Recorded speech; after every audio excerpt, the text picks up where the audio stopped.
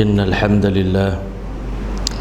لله نحمده ونستعينه ونستغفره ونؤمن به ونتوكل عليه ونعوذ بالله من شرور أنفسنا ومن سيئات أعمالنا من يهده الله فلا مضل له ومن يضلل فلا هادي له أشهد أن لا إله إلا الله وحده لا شريك له وأشهد أن سيدنا وحبيبنا ومولانا محمدا عبده ورسوله أما بعد لقد قال الله تبارك وتعالى في القرآن المجيد بعد أعوذ بالله من الشيطان الرجيم بسم الله الرحمن الرحيم إن عدة شهور عند الله 12 شهرا في كتاب الله يوم خلق السماوات والأرض منها 4 حرم ذلك الدين القيم فلا تظلموا فيهن أنفسكم وقال تعالى الذين آمنوا وهاجروا وجاهدوا في سبيل الله بأموالهم وأنفسهم أعظم درجة عند الله وأولئك هم الفائزون يبشرهم ربهم برحمة منه ورضوان وجنات لهم فيها نعيم مقيم خالدين فيها أبدا إن الله عنده أجر عظيم وقال النبي صلى الله عليه وسلم إنما الأعمال بالنيات وإنما لكل امرئ ما نوى فمن كانت هجرته إلى الله ورسوله فهجرته إلى الله ورسوله ومن كانت هجرته للدنيا يصيبها أو امرأة ينكحها فهجرته إلى ما هاجر إليه صدق الله العظيم وصدق رسوله النبي الكريم ونحن على ذلك من الشاهدين والشاكرين والحمد لله رب العالمين. Assalamualaikum warahmatullahi ta'ala wabarakatuh. Yang saya muliakan Tuan Pengurusi Surau At-Taqwa, Barisan Ahli Jabatan Kuasa, Tuan Imam, Tuan-tuan haji, puan-puan hajah, muslimin muslimat, hadirin hadirat yang dirahmati oleh Allah Subhanahu wa taala sekalian. Alhamdulillah thumma alhamdulillah, bersyukur kita yang tidak terhingga kehadiran Allah Subhanahu wa taala di atas limpah kurnia Allah yang terus menerus ke atas diri kita, yang mana kita sedia maklum Allah Ta'ala di antara sifat-sifatnya yang mulia, sifat-sifatnya yang istimewa, iaitu Allah Subhanahu wa Ta'ala adalah Al-Ghani. Allah ini Tuhan yang maha kaya. Jadi biasanya di dunia ni orang kaya ni banyak berinfak, banyak berbelanja, banyak memberi. Tetapi Allah Ta'ala maha kaya. Masya Allah, Allah Ta'ala tidak berhajat kepada sesiapa pun di kalangan hambanya. Allah memberi dalam keadaan Allah tidak berhajat kepada orang yang menerima tadi bersyukur atau tidak bersyukur pada Allah. Allah hanya memberi dan terus memberi. Jadi ulama' bagi tahu di antara pemberian Allah ni ada pemberian dalam bentuk hissi, pemberian dalam bentuk yang kita boleh nampak dengan mata zahir kita, pemberian yang kita boleh tengok. Masya Allah, yang Allah bagi kepada kita ni pemberian dalam bentuk mata, tangan, telinga ini, kenderaan, keluarga, rumah tangga. Tetapi ada pemberian Allah Ta'ala dalam bentuk ma'nawi, dalam bentuk rohani. Sebab itu kalau kita tengok, Masya Allah, daripada bulan Ramadan lagi, bersambung pula dengan Syawal, bersambung pula dengan Zulqa'dah, bersambung dengan Zulhijjah, baru selesai kita Masya Allah menikmati Hari Raya Aidul Adha, nikmat korban. Ini nikmat dalaman yang Allah bagi pada kita. Allah tambah pula dengan nikmat kedatangan bulan Muharram. Masya Allah. Bagi orang yang tidak beriman pada Allah, yang tak percaya pada hari kiamat, yang tak percaya pada hari akhirat, yang tak menganggap akhirat itu penting bagi mereka, tak ada beza tahun baru Hijriah ataupun tahun lepas. Tahun lama dengan tahun baru tak ada beza. Dan mereka memasuki tahun baru ni, bulan Muharram ni, dalam keadaan tak merasakan apa-apa kelebihan. Tetapi bagi orang beriman pada Allah, yang bertakwa kepada Allah, golongan muqarrabin, golongan muhibbin yang mencintai Allah, menganggap bulan Muharram ini hadiah yang sangat besar dan istimewa daripada Allah Subhanahu wa taala. Sementara Allah sendiri sebut dalam Quran tentang kelebihan bulan Muharram ini. Allah sebut inna iddatash syuhuri 'indallahi, sesungguhnya bilangan bulan-bulan yang ada di sisi Allah, indallahi 12 syahran fi kitabillah, ada 12 bulan semuanya terdapat dalam kitab Allah, yakni tercatat di Lauhul Mahfuz. Minha 4 hurum, daripada 12 bulan itu ada 4 bulan yang dipanggil bulan haram. Maksud bulan haram di sini bukan haram maknanya tak boleh disentuh, tak boleh dimakan macam haramnya najis anjing dan babi, bukan begitu. Haram di sini maksudnya dihormati. Bahasa Arab ni haram ni ada dua makna. Satu, haram maknanya tak boleh dipegang, tak boleh dimakan, tak boleh digunakan, itu maknanya haram juga. Tetapi haram yang kedua maknanya dihormati. Macam mana tanah haram Mekah, tanah yang dihormati iaitu kota Mekah kita, kan? Holy Land, Masya Allah. Begitu juga haram Madaniyah, haram Madinah, Masya Allah. Begitu juga dalam bulan ini ada 4 bulan yang paling dihormati dalam Islam, yang mana Masya Allah ulama beritahu bulan Muharram ini bulan yang pertama daripada bulan haram. Bulan 1, Masya Allah, bulan Zulqa'dah dengan Zulhijjah, Masya Allah adalah bulan 11 dengan bulan 12. Bulan Muharram ni bulan 1. Bulan Rajab, Masya Allah, adalah bulan yang kedua daripada bulan haram. Maka Allah Subhanahu wa ta'ala istimewakan bulan ini, Masya Allah, daripada bulan-bulan yang lain. Sebab itu bagi orang beriman, bila mereka meneliti, kadang-kala dalam Islam Allah melebihkan satu zaman di atas zaman yang lain. Walaupun semua yang zaman ini diciptakan oleh Allah, waktu ini diciptakan oleh Allah, tapi Allah bersumpah dengan waktu asar wal asri, Allah bersumpah dengan waktu malam wal laili. Ada kala Allah bersumpah dengan waktu fajar wal fajri. Ada kala Allah bersumpah dengan waktu duha wal duha. Menunjukkan masa-masa yang Allah bersumpah di atas nama masa ini, menunjukkan masa itu lebih istimewa daripada masa-masa yang lain. Masya Allah, masa pun ada kelebihan antara satu sama lain. Begitu juga tempat. Ada kala Allah lebihkan tempat ini daripada tempat yang lain. Walaupun innal arda lillah, semua seluruh muka bumi ini milik Allah, tapi Allah bersumpah dengan nama wa hadzal baladil amin, demi negeri Mekah yang aman. Maknanya Allah bersumpah dengan nama tempat, yang mana ulama bagi tahu kadang-kala beribadah di tempat yang istimewa ini, ganjarannya, keredaannya, kecintaan Allah kepada kita, takarrub kita kepada Allah lebih lagi hebat daripada kita beribadah di tempat yang lain. Sembahyang maghrib yang sama kita tunai di kampung kita, 27 kali ganda pahalanya Allah bagi kepada kita kalau kita tunaikan secara berjemaah. Tapi kalau kita pindah ke Mekah, Madinah, ganjarannya 100,000, ganjarannya 1000 kali ganda. Nabi SAW beritahu, salatukum fi masjidi haza, semayang kamu di masjidku ini lebih baik daripada 1000 solat di tempat yang lain. Menunjukkan tempat pun memainkan peranan. Kadang-kala zaman, masa ibadat dalam bulan Ramadan ganjarannya besar. Begitu juga ibadat dalam bulan Zulhijjah baru ni, Masya Allah, korban kita sembelih binatang yang sama. Tapi dalam musim haji, pada hari nahar, hari tasyrik, sembelih dapat pahala sebanyak bilangan bulu yang ada di tubuh badan binatang tersebut. Menunjukkan masa dan tempat memainkan peranan. Kadang-kala kita buat pahala di tempat yang lain, di waktu yang lain, ganjarannya tidak besar di sisi Allah. Tetapi bila kita buat dalam bulan-bulan yang istimewa ini, Masya Allah, maka ganjaran pun besar. Tetapi kena ingat, ulama bagi tahu di tempat dan waktu yang mana pahalanya mengerjakan ibadah di dalamnya besar, maka melakukan dosa dalam waktu-waktu itu pun besar juga, Masya Allah.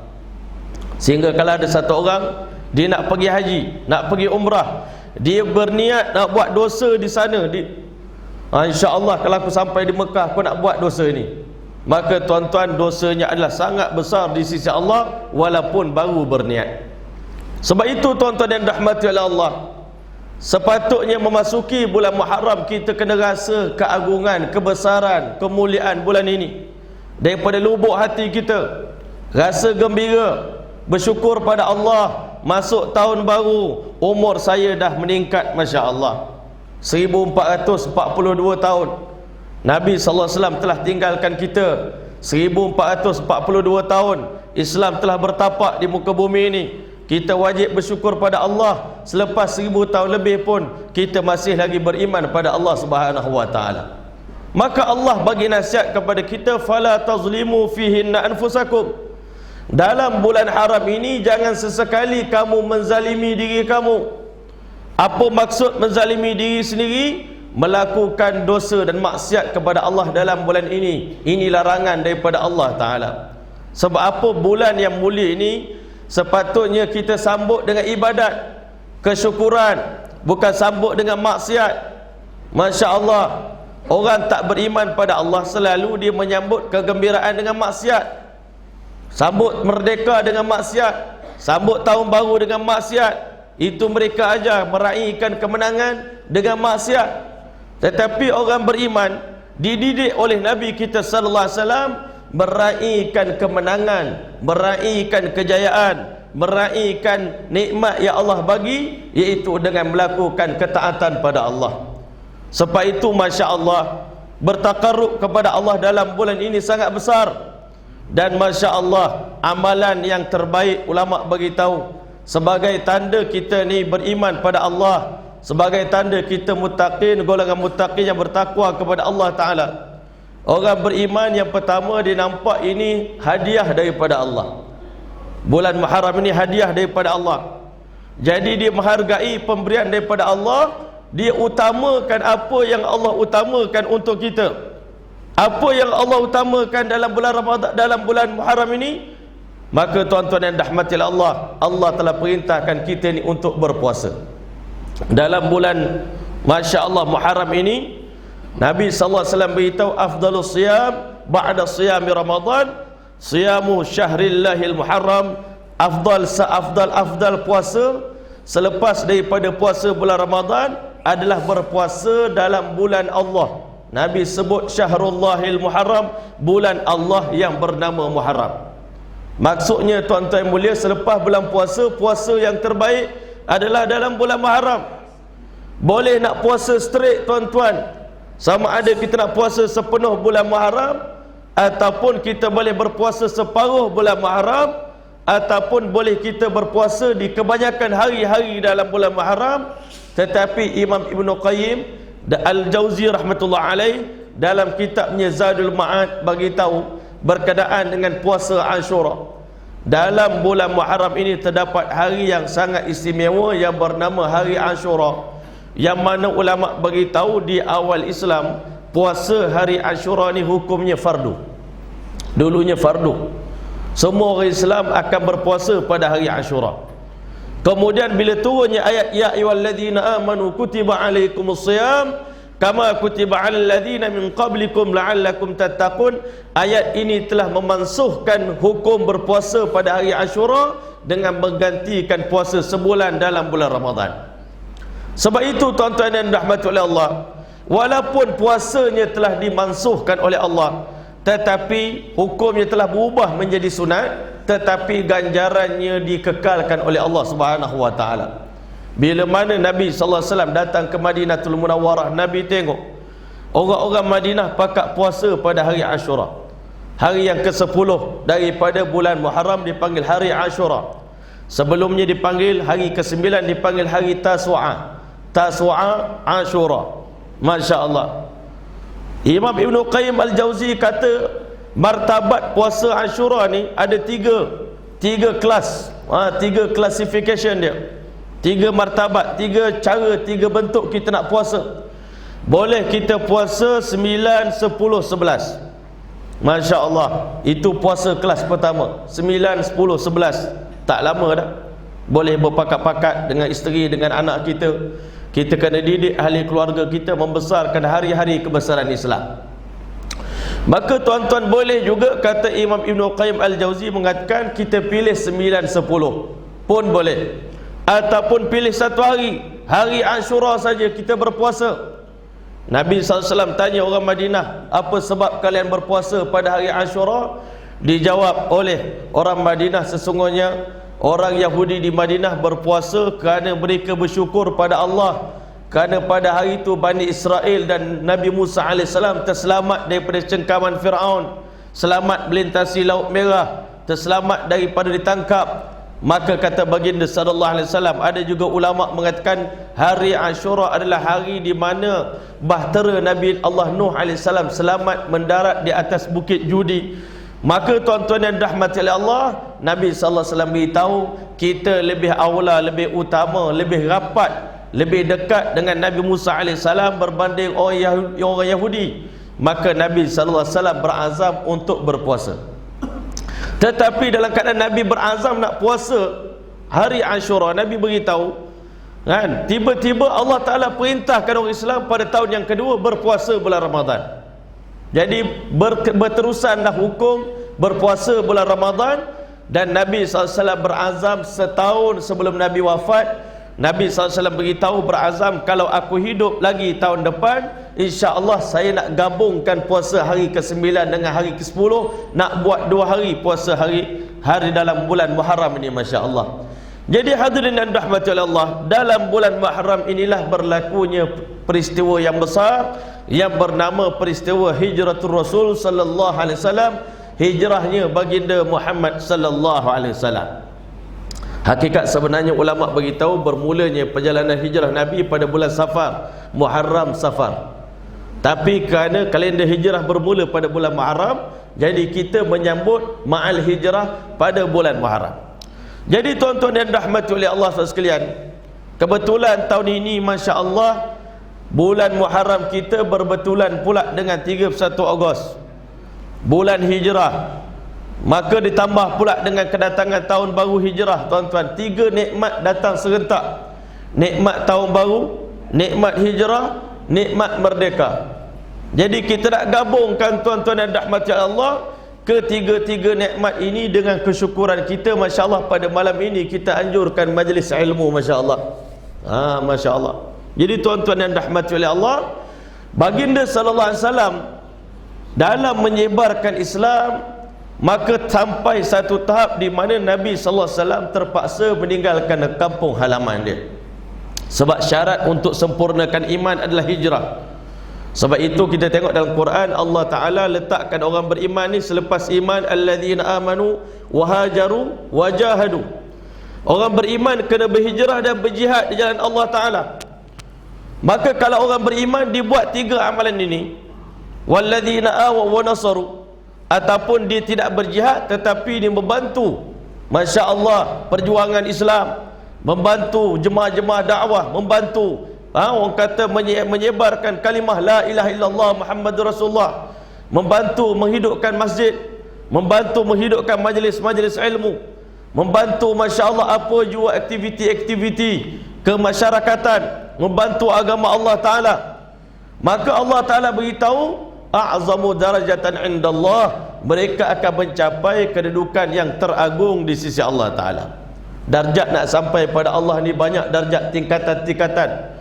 Tapi orang yang beriman, yang berhijrah, berjihad dan membantu agama Allah di kampung halaman mereka sendiri, maka Allah nak bagi darjat yang tertinggi. Nabi SAW bagi tahu, Allah Ta'ala sediakan 100 darjat untuk orang yang berjuang di jalan Allah Ta'ala. Kan? Masya Allah, jarak di antara satu darjat dengan darjat yang lain 500 tahun perjalanan. Tingginya setiap darjat di antara darjat dengan darjat yang lain. Dan orang beriman sedang berlomba merebut darjat demi darjat, menempah kedudukan demi kedudukan. Darjat yang pertama, syurganya, kata Nabi, diciptakan oleh Allah daripada perak. Semuanya hamparan perak, tuan-tuan, masya-Allah. Di Medan ada satu tempat nama hamparan perak, masya-Allah, permaidaninya pun daripada perak, masya-Allah. Ini syurga, nama itu nama tempat. Ini tuan-tuan, syurga permaidaninya daripada perak, kerusinya daripada perak, mejanya daripada perak, pinggan mangkuk daripada perak, semuanya silver, masya-Allah. Bukan warna perak, kita ini warna perak, sembuh je cat warna perak, nampak gaya macam tu dah, masya-Allah. Tak original. Akhirat original perak. 500 tahun lagi, tuan-tuan, naik lagi, Allah Ta'ala jadikan syurga orang yang berjuang untuk agama Allah ni, tuan-tuan, 500 tahun lebih tinggi lagi, syurganya daripada emas, tuan-tuan. Hamparannya daripada emas, katilnya daripada emas, bilik mandinya daripada emas, tempat makannya daripada emas, masya-Allah. Tapi rasanya dalam syurga tak perlu kitchen dah. Sebab apa? Tak ada nak masak, kan? Makanan tu semua ready cook. Niat saja tu masak. Jadi macam mana nak masak? Masya Allah. Kalau tak ada orang buka restoran, tak laku dekat syurga. Tuan-tuan dan rahmatullah Allah, Nabi beritahu lagi tingkatan yang ketiga, 500 tahun lebih tinggi lagi daripada itu. Allah Subhanahu wa taala ciptakan syurga itu seluruhnya daripada mutiara. Masya Allah, mutiara syurga ni bukan mutiara dunia.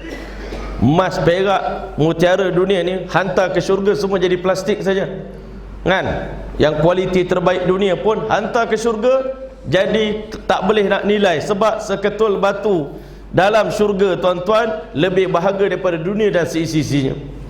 Tuan-tuan, Nabi SAW beritahu daripada darjat yang keempat sampai yang ke-100, Allah ciptakan daripada intan permata yang manusia tak pernah kenal pun seumur hidup mereka. Jadi Allah Ta'ala sedang bagi peluang kepada orang yang masih hidup ni untuk merebut kedudukan-kedudukan yang tinggi dalam syurga Allah Ta'ala. Memang ulama' bagi tahu kita masuk syurga dengan rahmat Allah, betul. Habis itu kenapa kita sungguh-sungguh beribadat? Bersungguh beribadat ni untuk menentukan dua benda, tuan-tuan, dua perkara. Semua orang masuk syurga dengan rahmat Allah. Habis itu kenapa kita nak sungguh-sungguh ajak orang buat baik, ajak orang puasa di bulan Muharram, ajak beribadat sungguh-sungguh untuk menentukan dua perkara. Yang pertama, orang yang bersungguh-sungguh beribadat kepada Allah, walaupun masuk syurga dengan rahmat Allah, tetapi mendapat prioriti, keutamaan untuk masuk dulu. Sebab nanti nak masuk syurga, berbilion-bilion orang beratur. Habis itu siapa masuk dulu, siapa masuk lewat? Orang masuk dulu dah tentu dengan sambutan yang hebat. Sambutan kalau masuk di belakang Nabi SAW, lagilah meriah, lagilah seronok. Sebab itu kita buat ibadat, mudah-mudahan kita dapat masuk awal.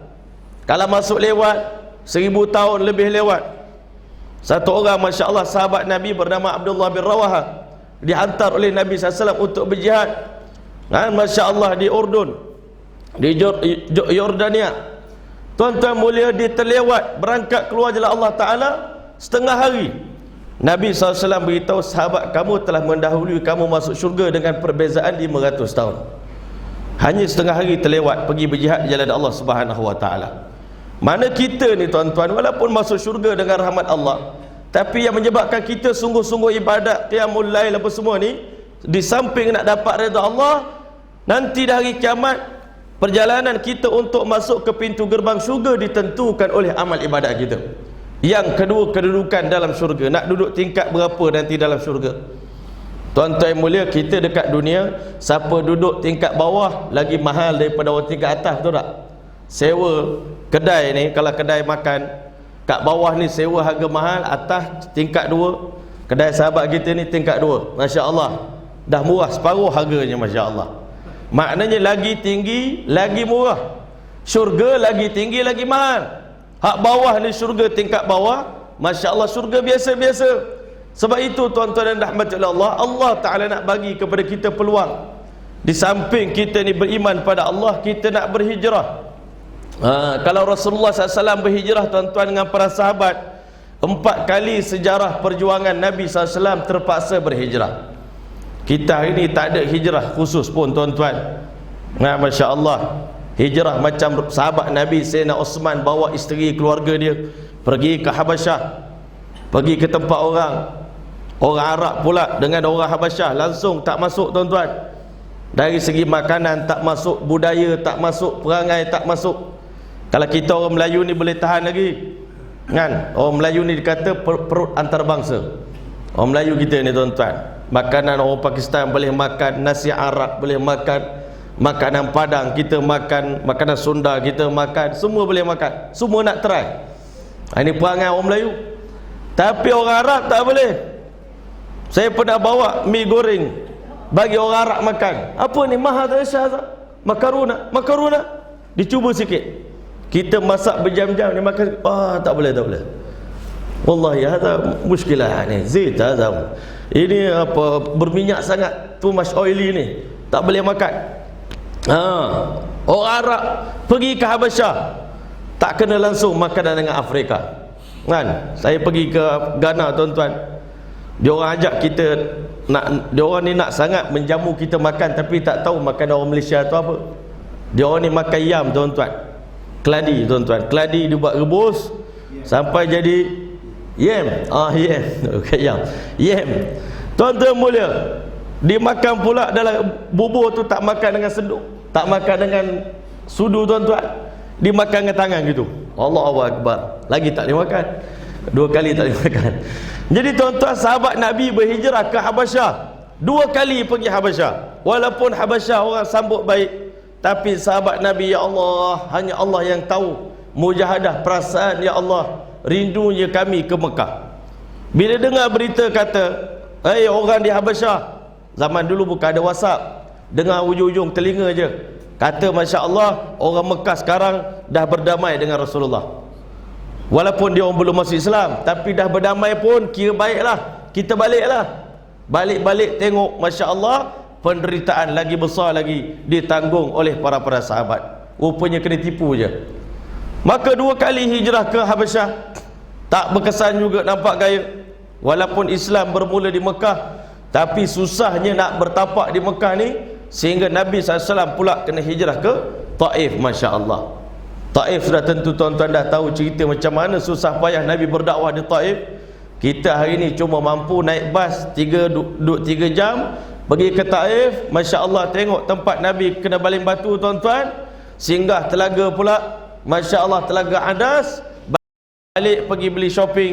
Masya Allah, bunga ros juga, Masya Allah, kita shopping buah-buahan di Taif, lepas tu kita balik. Itu saja kita nak dapat feel hijrah Nabi SAW ke kota Taif.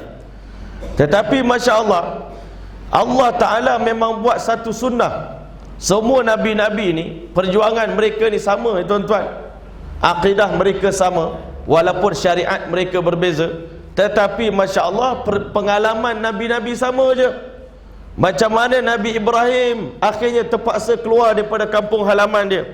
Bila selepas Nabi Ibrahim dibakar oleh Namrud dalam api, Nabi Ibrahim beritahu, inni muhajirun ila rabbi sayahdin. Saya nak berhijrah mencari Tuhan saya nak mendekatkan diri kepada Tuhan saya, dia akan bimbing saya. Saya terpaksa tinggalkan kampung halaman, tinggalkan ibu ayah dia, tinggalkan Masya Allah kampung Nabi Ibrahim AS di Babylon sana, tinggalkan Nabi Ibrahim pergi ke Palestin. Maka akhirnya hidup agama Islam di Palestin. Nabi kita SAW pun berhijrah, lahir di kota Mekah, tetapi wafatnya di Madinah Al-Munawwarah. Ulama beritahu apa beza sifat orang Mekah dengan orang Madinah. Sampai hari ini beza tuan-tuan. Orang Mekah ni Masya Allah, kita bukan nak memperkecilkan, sebenarnya tak boleh nak cerita keburukan orang mana-mana pun, tapi kalau kita pergi ke Mekah dapat lihat perbezaan suasana. Hari ini Masya Allah, pergi Madinah tenang. Madinah tak ada orang kata hiruk pikuk, tak ada rush, tak ada bising, tak ada bergaduh-gaduh sangat. Tapi kalau pergi ke Mekah hari ini pun Masya Allah dalam keadaan begitu, agak sedikit keras suasana dia tuan-tuan. Maka Allah Ta'ala nak ajar kita dalam peristiwa hijrah ni tuan-tuan, dengan agama ni jangan jual mahal. Jangan jual mahal dengan agama. Datang tawaran apa saja daripada Allah ke atas diri kita, kita kena maju. Jangan belakangkan diri kita.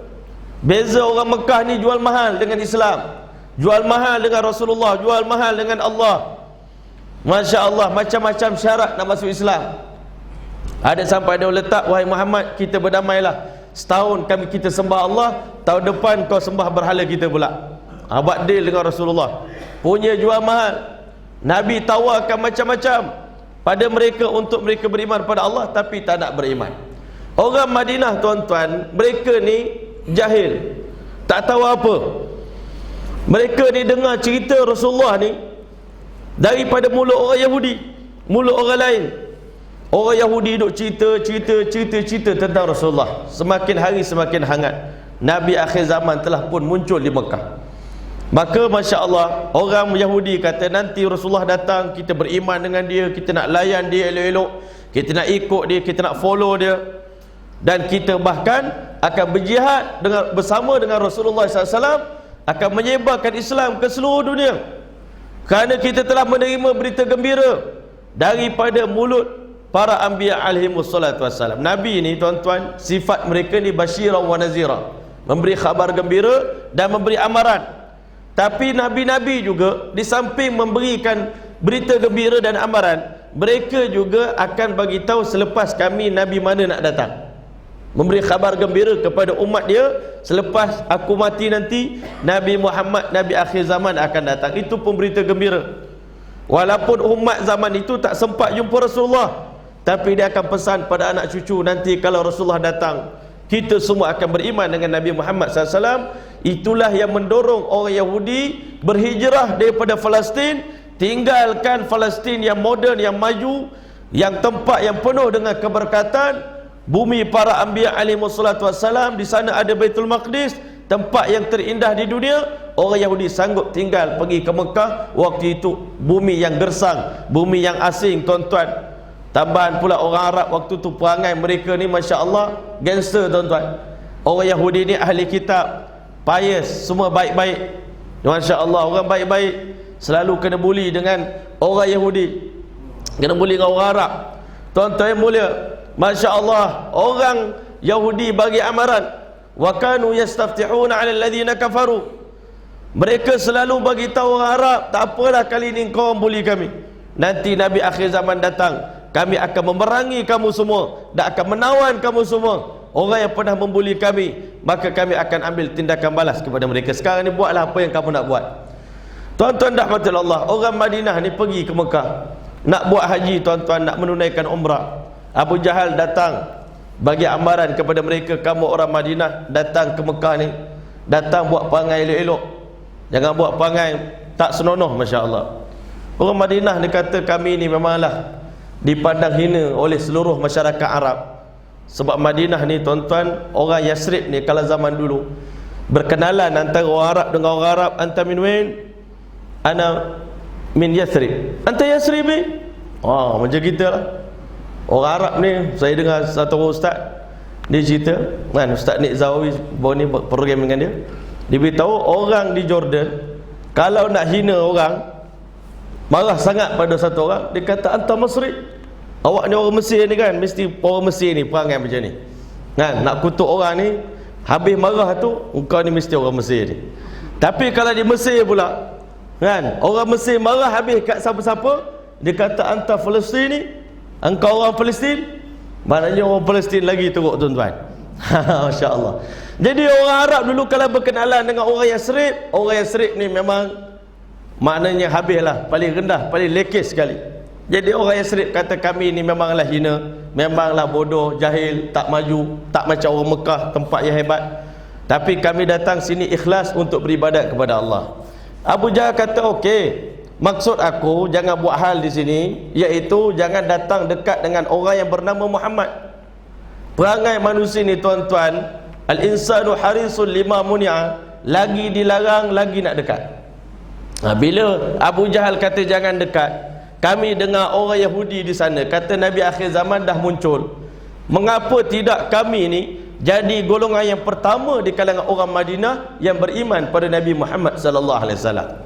Jadi 6 orang semua dah berbai'ah dengan Nabi SAW sebelum balik memeluk agama Islam. Tuan-tuan yang dirahmati oleh Allah, sampai di Madinah 6 orang ni dah bercerita pada orang Madinah tentang Nabi akhir zaman yang orang Yahudi cerita tu. Kami dah jumpa dengan dia, kami dah jumpa, dah baik beriman dengan dia sebelum orang Yahudi lagi kita beriman. Masya Allah.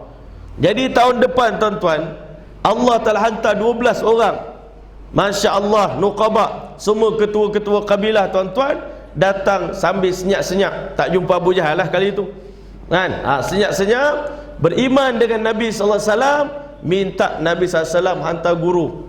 Kami ni Alhamdulillah 6 orang campur 12 orang, di Madinah dah ramai dah orang yang masuk Islam. Jadi kami nak minta seorang mu'alim, guru untuk ajar agama pada kami. Maka Nabi SAW hantar bersama dengan mereka Sayyidina Mus'ab bin Umair radhiyallahu ta'ala, seorang anak muda yang berasal daripada keluarga bangsawan. Zaman dulu Masya Allah, anak dara di Mekah ni boleh kenal bau minyak wangi adalah milik daripada Mus'ab bin Umair.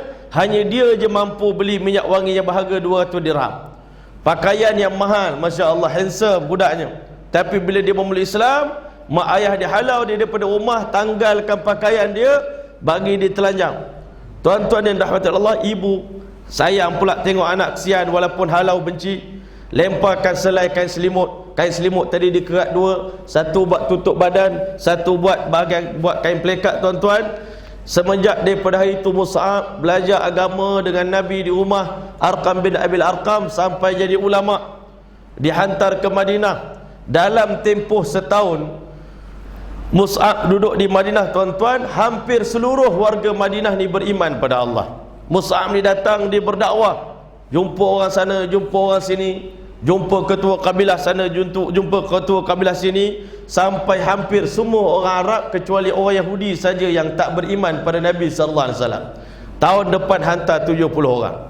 70 orang datang ke Madinah, tuan-tuan. Kali ini bukan datang nak beriman saja, tapi kali ini datang beserta dengan jemputan untuk Nabi sallallahu alaihi wasallam. Wahai Rasulullah sallallahu alaihi wasallam, kami Ahlul Madinah telah bersepakat, telah bermesyuarat, telah bersetuju untuk menjemput Rasulullah SAW. Andai Rasulullah sudi, kami tahu Mekah Madinah tak sehebat kota Mekah, tak tahulah destinasi pilihan ataupun tidak, tapi kami orang Madinah bersedia untuk korbankan apa saja andai orang Islam di Mekah ini dan juga Rasulullah SAW bersedia untuk berhijrah pergi ke kampung halaman kami orang Madinah sangat berbesar-besar hati.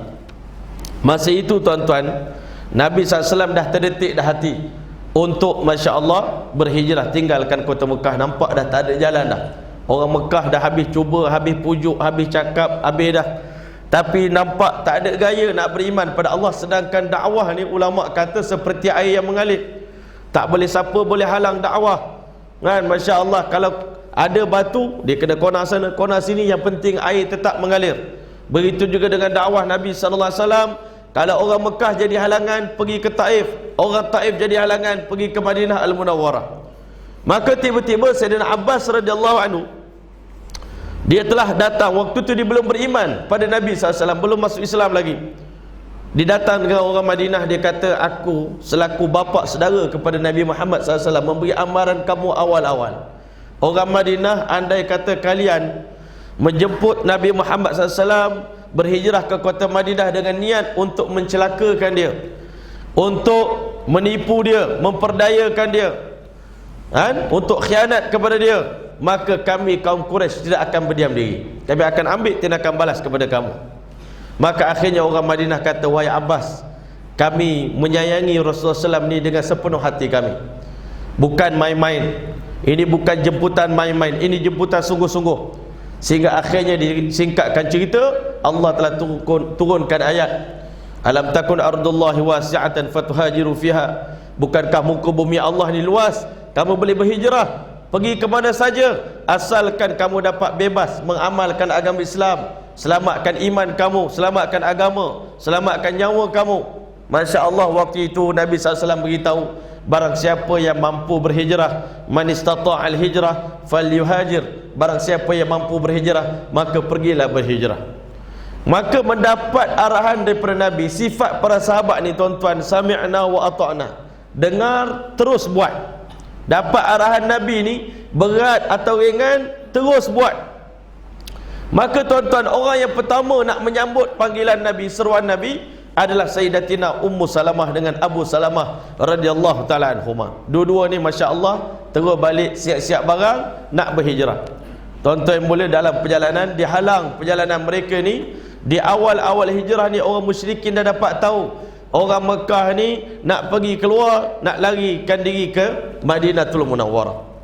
Maka ada dua golongan kata, kan? Golongan yang pertama tak nak bagi mereka hijrah, sebab nanti kalau mereka hijrah di luar, maka akan heboh pada masyarakat dunia yang orang Mekah ni menzalimi Rasulullah SAW dan orang Islam yang lain. Jadi busuk nama kita, rosak nama kita. Jadi jangan bagi dia orang hijrah. Ada satu golongan lagi kata, biarlah dia orang hijrah, kita tak ada serabut lagi dengan dia orang. Masya Allah, ada dua golongan, tuan-tuan. Maka Ummu Salamah telah ditarik turun daripada unta oleh ahli keluarga dia, bagi tahu, wahai Abu Salamah, andai kata kamu ingin berhijrah, pergilah berseorangan diri, kami tak izinkan anak dara kami berhijrah bersama dengan kamu. Tuan-tuan rahmati oleh Allah, ulama beritahu semenjak daripada hari itu Sayyidatina Ummu Salamah ni duduk menangis kerana terpisah dengan suami yang tersayang, tuan-tuan, selama 1 tahun lamanya menangis. Tiap-tiap pagi lepas subuh keluar di tengah padang pasir menangis. Sampai akhirnya masya-Allah genap 1 tahun. Ahli keluarga dia tengok, masya-Allah kesian anak gadis kita jadi tak tentu arah dah ni. Kalau dibiarkan dia terus menangis mungkin dia akan mati. Oleh itu lepas kalah dia pergi hijrah, dia pun pergi hijrah, tuan-tuan. Masa itu keselamatan nyawa sangat bahaya. Sahabat-sahabat Nabi duduk dalam pun bahaya, pergi keluar pun bahaya. Majoriti kebanyakan mereka akan keluar pukul 2, pukul 3 pagi, kemas bawa anak isteri mereka, meninggalkan kampung halaman mereka, masya-Allah. Ini keadaan para sahabat. Tuan-tuan yang dirahmati oleh Allah, sampai tiba giliran Sayyidina Mus'ab bin Sayyidina Suhaib Ar-Rumi radhiyallahu anhu nak berhijrah. Dia disekat oleh anak-anak muda sana Mekah, gangster. Sekat dia, engkau nak keluar boleh, tapi kami tak izinkan bawa kekayaan. Sebab Sayyidina Suhaib ni seorang putih yang menega di tanah Arab, di kota Mekah, jadi jutawan. Kami tak izinkan kau bawa harta kekayaan kamu keluar daripada tanah bumi Mekah ini. Maka kata Sayyidina Suhaib, tuan-tuan yang mulia, sudikah kalian menerima tawaran saya? Seluruh harta saya menjadi milik tuan-tuan. Kedai saya, supermarket saya, kandang kuda saya, unta saya, semua menjadi milik kalian, asalkan bebaskan saya untuk berhijrah untuk di jalan Allah Ta'ala dan jalan Rasulullah SAW. Akhirnya masya-Allah orang Arab kata lagi baik, kami bukan nak engkau, kami nak harta engkau. Masya-Allah. Akhirnya Allah turunkan ayat pada Nabi kita sallallahu alaihi wasallam memuji amalan Sayyidina Suhaib Ar-Rumi radhiyallahu anhu, wa minan nasi may yashri nafsahu ibtigha'a mardatillah wallahu raufun bil ibad. Tiba pula giliran ahlul bait, keluarga Nabi, anak perempuan Nabi, masya-Allah berhijrah, isteri-isteri Nabi. Dalam ramai-ramai mereka berhijrah itu ada satu orang yang bernama Zainab binti Rasulullah sallallahu alaihi wasallam, anak perempuan Nabi. Dulu masa Nabi berdakwah di kota Mekah, Zainab lah yang menyambut Nabi sallallahu alaihi wasallam. Setiap hari Nabi pulang daripada berdakwah, Nabi balik dengan pakaian yang kotor, Zainab lah yang membasuh wajah Nabi, membasuh tapak tangan Nabi sallallahu alaihi wasallam. Tapi pada hari hijrah, Sayyidatina Zainab telah direjam oleh kaum musyrikin dengan anak panah.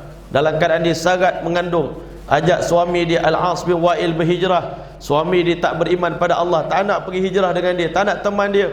Dalam keadaan dia mengandung, akhirnya jatuh gugur kandungan dia, darah menyimbah di atas padang pasir, dan akhirnya diteruskan perjalanan juga, panjat unta dia dalam keadaan merana, dalam keadaan terseksa.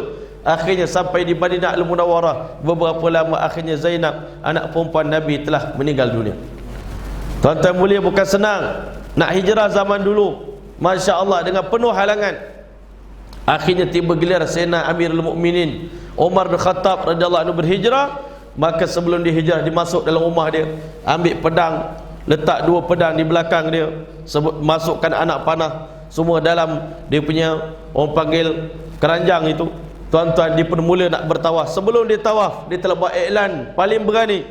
Dia kata, semua kaum musyrikin Mekah dengar sini baik-baik, hari ini anak lelaki Al-Khattab akan melakukan hijrah. Siapa di kalangan tuan-tuan yang berani menghalang perjalanan saya, jumpa di mana-mana lorong, mana-mana simpang, insya-Allah taala saya bersedia bertarung dengan tuan-tuan, seorang demi seorang atau seorang lawan ramai, tak ada masalah. Siapa yang anak dia jadi yatim, isteri jadi janda, bersedialah bertempur dengan saya. Tapi akhirnya ulama kata sampai ke Madinah, tak ada siapa berani menghalang perjalanan Sayyidina Umar bin Khattab radhiyallahu ta'ala. Semua orang dah pergi ke Madinah, tetapi Rasulullah SAW masih menunggu arahan, perintah daripada Allah Subhanahu wa ta'ala.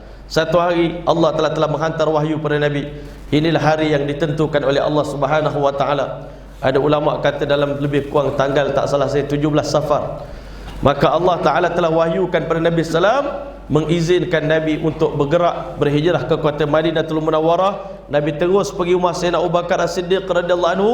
Wahai Abu Bakar, inilah hari yang ditentukan oleh Allah, hari yang ditunggu-tunggu. Kita berdua akan berhijrah menuju Madinatul Munawwarah. Sayyidina Abu Bakar terperanjat, Rasulullah izinkan saya menyertai rombongan Rasulullah. Rasa bertuah sangat. Ulama kata hari ini masya-Allah, kalau kita dapat musafir dengan orang soleh pun dah cukup bertuah, masya-Allah. Sayyidina Abu Bakar tak tak percaya, nama dia tercalon. Masya Allah. Wahai Rasulullah, adakah Abu Bakar ini namanya disebut oleh Allah Ta'ala? Allah sendiri mention nama saya. Ya benar wahai Abu Bakar. Wahai Rasulullah, betapa besarnya berita gembira yang Allah sampaikan kepada aku pada hari ini. Dengar sini wahai Rasulullah, sebenarnya 6 bulan yang lalu saya sebenarnya telah memasang cita-cita untuk berhijrah. Saya dah beli 2 ekor unta, Masya Allah, untuk kita naik sama-sama. Masya Allah. Kata baginda sallallahu alaihi wasallam, saya tak menerima hadiah untuk hijrah. Masya Allah. Untuk berhijrah, Allah letak syarat dalam Quran, bi amwalikum wa anfusikum, harta kamu sendiri, diri kamu sendiri. Jadi Nabi SAW bayar unta tersebut pada Abu Bakar. Maka tuan-tuan dan rahmati Allah, dalam keadaan Nabi nak bergerak, orang musyrikin Quraisy telah buat mesyuarat di parlimen diorang lah, Masya Allah, Darun Nadwah. Masya Allah, tempat markas orang Islam Darul Arqam, tapi tempat orang musyrikin Darun Nadwah. Waktu itu mereka telah buat satu rapat, satu mesyuarat tergempar, Masya Allah. Di apa yang kita nak buat terhadap Nabi Muhammad, semua orang dah pergi, tinggal dia berdua saja dengan Abu Bakar. Apa yang kita nak buat? Tuan-tuan boleh dekat nak ditutup pintu Darun Nadwah, tuan-tuan, tiba-tiba di depan pintu terdapat satu orang lelaki tua yang menyamar, kan, sebenarnya iblis lah. Dia menyamar dalam rupa satu orang lelaki-lelaki tua daripada Najd. Dia kata, tuan-tuan izinkan saya join mesyuarat pada hari ini. Masya Allah. Abu Jahal kata tak boleh, ini mesyuarat rahsia, hanya orang tertentu saja diizinkan masuk. Kata pakcik tadi, walaupun dalam perkara lain aku tak nak masuk campur, tapi dalam urusan hari ini aku rasa sebagai orang tua aku kena masuk, kerana pengalaman aku sangat berguna buat kalian. Masya Allah. Abu Jahal kata tak apalah, ini hari besar, hari penting, kami izinkan pakcik masuk. Maka tuan-tuan, Abu Jahal mempengerusikan mesyuarat, tanya apa yang kita nak buat dengan Muhammad. 3 syur diberikan, sama ada penjarakan dia, ataupun halau dia, usir dia keluar daripada kota Mekah, ataupun Masya Allah kita bunuh dia. Masya Allah. Maka semua laki-laki bagi syur, Abu Jahal tak terima. Abu Jahal kata syur masuk penjara pun tak terima, syur halau dia pun tak terima. Abu Jahal kata, kita tidak ada jalan lain melainkan malam ini kita cincang Muhammad SAW hidup-hidup, kita bunuh dia. Maka semua tak berani, nanti kabilah Bani Abdi Manaf, Bani Hashim akan ambil tindakan balas kepada kita. Mana kita nak lawan dengan diorang tu gagah perkasa. Abu Jahal kata, 10 kabilah yang ada depan saya ni, hantar satu orang wakil. Maka kalau diminta bayaran dia, kita boleh bayar setakat 10 ekor unta, semua kabilah mampu bayar. Masya Allah. Akhirnya tuan-tuan rahmatullah Allah, disingkatkan cerita, Nabi SAW pun minta Sayyidina Ali wakilkan untuk malam ini tidur di tempat tidur Nabi Muhammad SAW. Seorang anak muda, Masya Allah. Orang tanya pada Sayyidina Ali, kamu dah tahu 10 orang pemuda lelaki yang paling gagah perkasa nak main cincang Rasulullah, tapi begitu yakin sekali, kamu berani sekali kamu tidur di tempat tidur Nabi. Mana tahu kalau dia orang tu tak buka selimut, terus tetak je kamu waktu itu, kamu akan mati. Sayyidina Ali radhiyallahu ta'ala beritahu, bila mana Rasulullah SAW mengatakan mau'iduna al-Madinah, kita akan bertemu di Madinah, wahai Ali, aku yakin aku tak akan mati pada malam itu. Tuan-tuan yang mulia, Nabi SAW pun Masya Allah bersiap sedia nak keluar daripada rumah dia. Allah punya kehebatan nak uji keimanan Nabi SAW, keyakinan Nabi bahawasanya hanya Allah yang maha berkuasa, makhluk ni tak ada apa-apa. Kalau kita hari ni tuan-tuan, gangster duk kumur depan pintu rumah kita berani keluar ke tuan-tuan? Tak berani. Masya Allah. Gangster 30 orang nak main serang, kita bawa pedang, kan? Pedang Arab pula, bukan macam parang Melayu ni tuan-tuan, pedang berkilat punya. Masya Allah. Masa pemuda tadi berkumpul depan pintu rumah Nabi SAW, Nabi SAW pun Allah perintahkan, sekaranglah masa untuk kamu keluar. Nabi keluar sambil meraup segenggam pasir. Nabi pun baca doa, kan? Ada ulama kata daripada Yasin sampai waj'alna min baini aydihim saddan wa min khalfihim saddan fa aghshaynahum fa hum la yubsirun. Ada ulama kata waj'alna saja. Wallahu a'lam. Nabi pun baca pada pasir tadi, Nabi balik, terkena pasir Nabi SAW, semua tertidur sampai ke pagi. Nabi SAW lalu dekat dia orang, ambil pasir tabur atas kepala dia orang, menunjukkan program kamu, rancangan kamu pada malam ini telah gagal. Keesokan pagi, iblis pun datang dekat 10 pemuda. Semalam bunyi kata hebat sangat, cakap berdegar-degar, kan? Berjaya ke bunuh Muhammad? Tak berjaya. Masya Allah. Dia orang bangun, mana Muhammad? Kata iblis, malam tadi dah Dia dah lepas, dah selamat dah Muhammad pergi meninggalkan bumi Madinatul Munawwarah. Tuan-tuan rahmati Allah, disingkatkan cerita, Nabi SAW pergi ke rumah Sayyidina Abu Bakar, keluar daripada pintu belakang, daripada dapur rumah Abu Bakar As-Siddiq radhiyallahu anhu. Kalau tuan-tuan pergi ke Mekah, lokasi rumah Abu Bakar As-Siddiq itu terletak di bangunan Hilton lama. Hotel Hilton lama sekarang jadi Millennium, sekarang tukar lagi, baru lagi, pengurusan baru. Naik atas ada Masjid Abu Bakar As-Siddiq radhiyallahu anhu. Tapak itulah tapak rumah Sayyidina Abu Bakar. Di belakang rumah tu keluarlah Nabi SAW tanpa memakai selipar, terus pergi menuju ke Gua Sur, Masya Allah, melalui jalan Syariq Hijrah. Masya Allah, Nabi SAW pun dengan Abu Bakar masuk. Masya Allah, ulama bagi tahu Abu Bakar ni tak pernah jumpa bapa mentua seperti itu. Masya Allah, kan, yang begitu sayang kasih pada Nabi ni, berkawan dengan Nabi daripada muda. Nabi tengok Abu Bakar ni berjalan sekejap ke depan, sekejap ke belakang, sekejap ke depan, sekejap ke belakang. Apa yang menyebabkan kau buat macam ni Abu Bakar? Nabi SAW beritahu, Masya Allah, wahai Rasulullah, aku ni buat begini kerana aku bimbang anak panah datang daripada arah depan ataupun datang daripada arah belakang. Anak panah sesat, bila-bila masa saja boleh datang kepada kita berdua ni. Andai kata anak panah itu datang daripada arah depan, aku jadikan dada aku sebagai perisai, biarlah dada aku tembus dengan anak panah asalkan nyawa Rasulullah SAW terselamat. Kalau dah anak panah datang daripada belakang, biarlah dada aku bahagian belakang aku yang menjadi perisai Nabi Muhammad SAW. Itulah cinta yang mendalam yang ada pada diri para sahabat.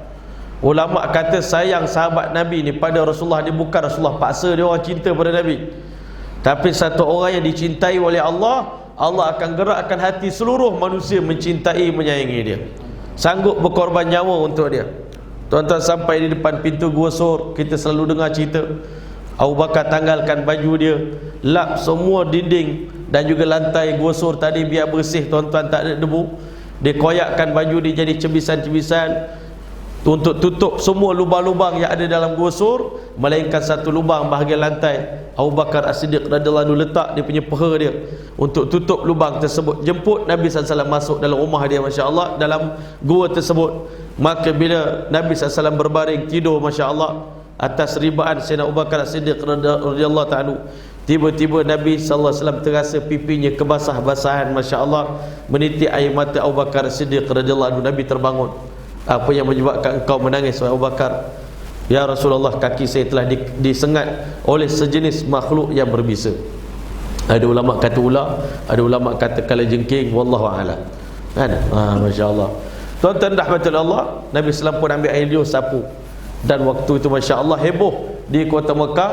Kalau dah kita tak berjaya nak tangkap Rasulullah, maka kami Abu Jahal buat tawaran offer, siapa yang dapat tangkap Muhammad dengan Abu Bakar hidup atau mati, 100 ekor unta menjadi tawaran bagi mereka, menjadi milik mereka. Masya Allah.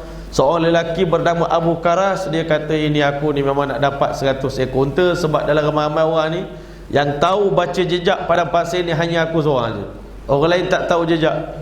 Dia pergi jalan biasa, Federal Highway, tengok, Masya Allah, tak nampak jejak kesan najis unta, tak nampak tapak kaki, tak nampak. Yang jalan menuju Gua Sur tu, padahal Nabi ni dah guna strategi. Selepas Nabi bergerak ke sana, Abdul Rahman bin Abu Bakar kambing, dia pergi padam jejak itu dah lalu dengan kambing pergi balik 3 hari, tuan-tuan. Tapi Abu Karas ni punya mahir, tengok debu, cium debu, tengok najis, tengok apa, dia kata Rasulullah menuju ke jalan ini. Masya Allah. Sampai di depan pintu, Abu Bakar dah dengar suara mereka. Padahal kalau kita naik Gua Sur, Masya Allah, sangat tinggi, tuan-tuan, lebih tinggi daripada Jabal Nur lagi, daripada Gua Hira lagi. Masya Allah. Sampai di depan itu, tuan-tuan, Masya Allah, Abu Bakar dah menggeletar. Abu Bakar dah kata, ya Rasulullah, habislah kita pada hari ini, tertangkaplah kita, matilah kita. Masya Allah. Macam mana Bani Israel dengan Nabi Musa AS, bila mana sampai di depan Laut Merah, tuan-tuan, di kiri kanan ada gunung, nak lari dah tak boleh. Depan laut, kiri kanan gunung, belakang Fir'aun. Habislah Musa, inna lamudrakun, tertangkaplah kita, habislah kita hari ini. Waktu itu Nabi Musa AS jawab, qala kalla inna ma'ya rabbi sayahdin, bersama dengan saya ada Tuhan, Allah telah akan tunjuk jalan pada saya. Ulama kata Nabi Musa guna sirah mufrad, saya, tak guna kita. Tetapi dalam peristiwa hijrah, Nabi SAW bila Abu Bakar menggigil, Nabi SAW beritahu, la takhaf wa la tahzan, innallaha ma'ana. Jangan takut, jangan bimbang, Allah bersama dengan kita. Fa anzalallahu sakinatahu alaihi, Allah turunkan ketenangan di hati Abu Bakar As-Siddiq radhiyallahu anhu, wa anzala alaihim junudan lam tarawha, Allah turunkan tentera yang mereka tak nampak kecil je. Selalu Allah selamatkan kekasih dia dengan benda-benda yang kecil, tuan-tuan, makhluk kecil-kecil ni, tuan-tuan, kan? Dan Allah binasakan musuh pun dengan benda yang kecil. Namrud mati dengan nyamuk yang tempang, dan Allah tolong kekasih dia pun dengan makhluk yang kecil. Labah-labah datang buat sarang, ready. Daripada tak ada, tiba-tiba dalam masa lahzah saja, sesaat saja, sarang labah-labah dah ada kat situ. Burung pati pun buat sarang dekat situ. Dua makhluk menyelamatkan nyawa Nabi Muhammad sallallahu alaihi wasallam. Maka Masya Allah, orang Abu Karas kata, confirm lah ini tempat Nabi Muhammad duduk. Abu Jahal sampai naik ke atas, dia kata, dia maki budak tu lah, penat-penat aku datang panjat ni, engkau datang bawa aku ke tempat yang tak ada orang ni. Dia kata, sinilah, kalau ikut jejak memang sampai sini. Tak, engkau tengok ni, burung merpati dengan sarang labah-labah. Sarang labah-labah pun tak koyak, kalau ada orang masuk mesti koyak punya sarang labah-labah. Burung merpati burung yang jinak, tapi ditakut dengan orang. Kalau orang datang mesti dia lari, tapi burung di sini. Allah hantarkan dua makhluk ni menyelamatkan nyawa Nabi kita Muhammad sallallahu alaihi wasallam. Akhirnya Abu Jahal pun balik. Nabi sallallahu pun bergerak. Abdullah bin Uraiqid datang pada hari ketiga. Dia pemandu jalan yang tahu jalan untuk sampai ke Madinah melalui jalan laut. Tuan-tuan, Nabi sallallahu pun pergilah, tuan-tuan. Dalam perjalanan itulah Nabi sallallahu singgah. Kalau kita pergi ke Mekah, tuan-tuan, wajib singgah, di destinasi wajib singgah Wadi Qudaid, Masya Allah. Tempat makan dalam perjalanan, lapar, semua jemaah dah lapar, tuan-tuan. Tokek umrah belanja kita makan nasi Arab lauk ayam, Masya Allah. Nasi bujang je lah, tuan-tuan, tak ada benda, air kosong, kan? Nak minum teh kena minum bayar sendiri, tuan-tuan, insya-Allah taala. Situ Wadi Qudaid.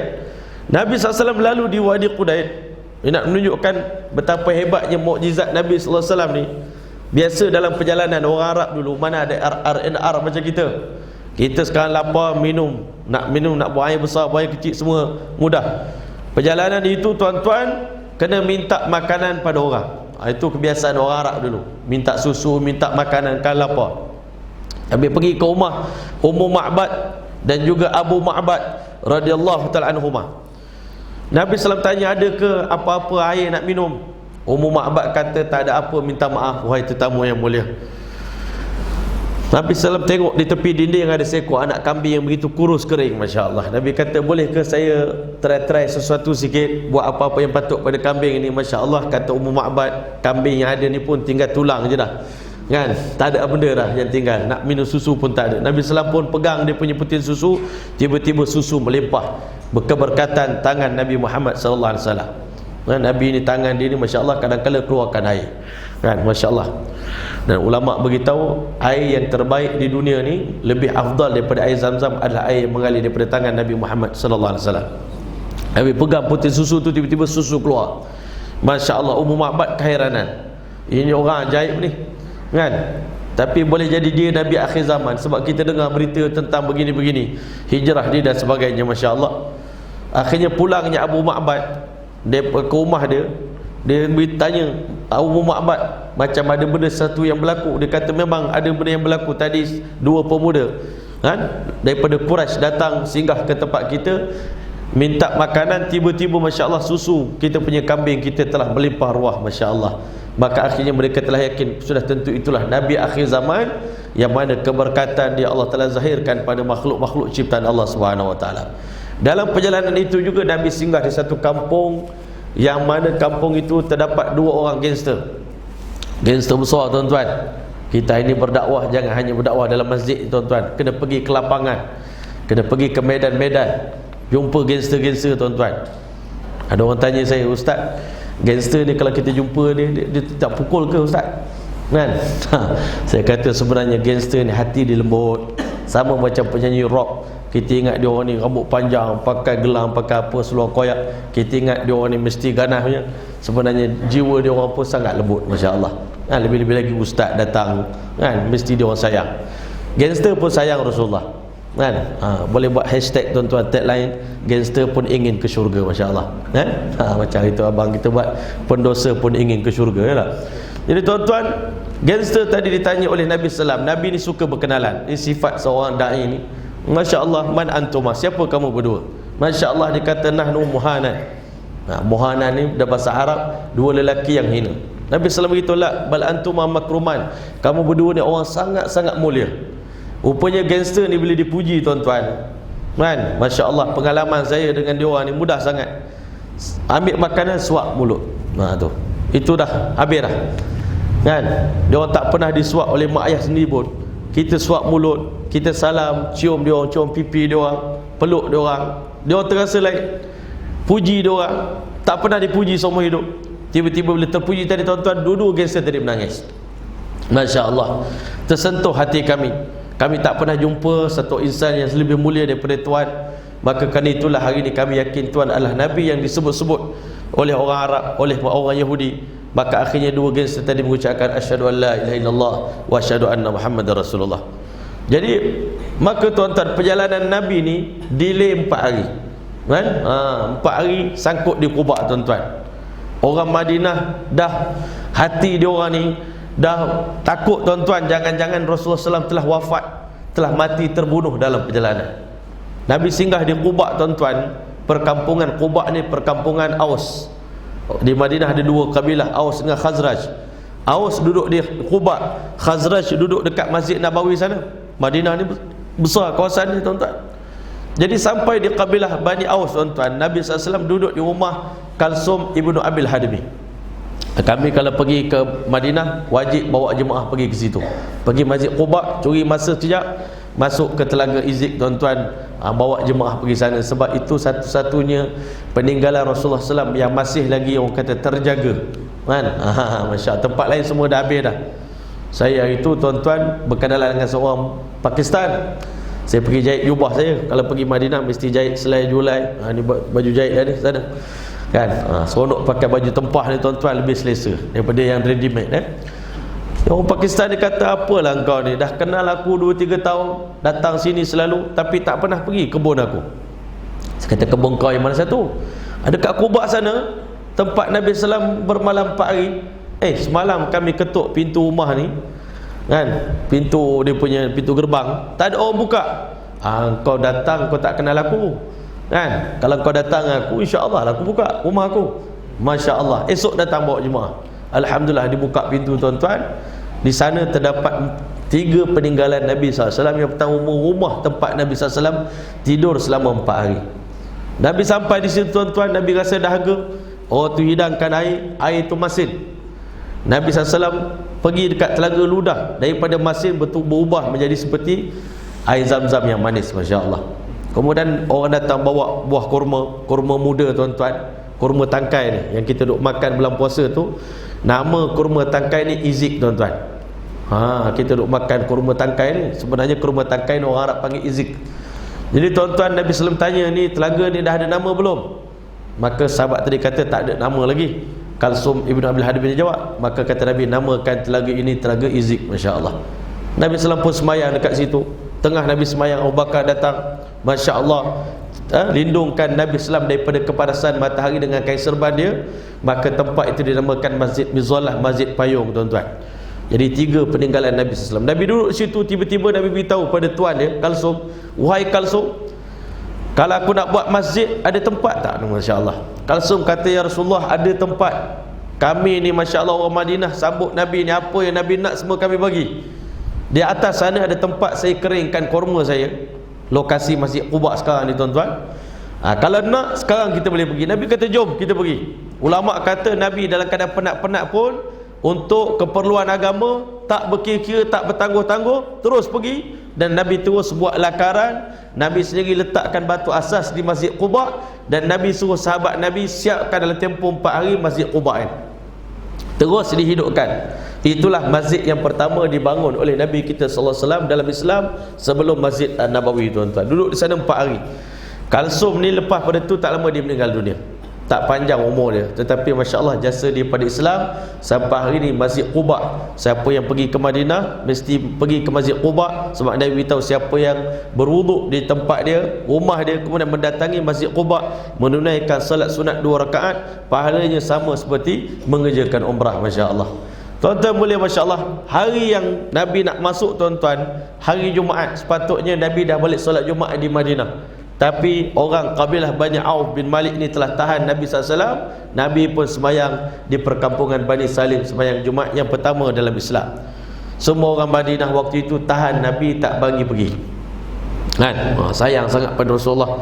Rasulullah, kalau boleh kami tak sanggup nak tengok Nabi ni duduk di Madinah, di kampung orang lain. Kampung kamilah kampung yang terbaik, masyarakat di sini Masya Allah ramah, makanan kami paling sedap, air kami paling bagus, lokasi semua terbaik, Masya Allah. Nabi SAW beritahu, minta maaf, saya diarahkan untuk pergi ke Madinatul Munawwarah, dan unta saya ni Qaswa ni, Masya Allah, unta Qaswa. Ini kuda kami sekarang ni di sana nama Qaswa kan, rupanya Qaswa ni perangai baik, Masya Allah. Jadi unta Nabi SAW ni, Qaswa ni telah bawa Nabi SAW sampai di Madinatul Munawwarah.